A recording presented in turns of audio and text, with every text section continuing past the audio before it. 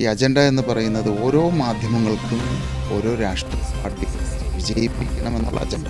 അപ്പോൾ അതിനനുസരിച്ച് ഓരോ മാധ്യമങ്ങളും അവരെ ഇകഴ്ത്തുകയും പുകഴ്ത്തുകയൊക്കെ ചെയ്യും. ഇപ്പോൾ ഈ വാർത്തയുടെ കാര്യത്തിലും അത് തന്നെ സംഭവിച്ചിരിക്കുന്നു. ചില മാധ്യമങ്ങളുടെ അജണ്ട നടപ്പിലാക്കാൻ വേണ്ടിയിട്ട് 2020 എന്ന പാർട്ടിയെ തകർക്കാൻ വേണ്ടിയിട്ട് ആസൂത്രിതമായിട്ട് നടത്തിയ ഒരു വാർത്തയാണ്.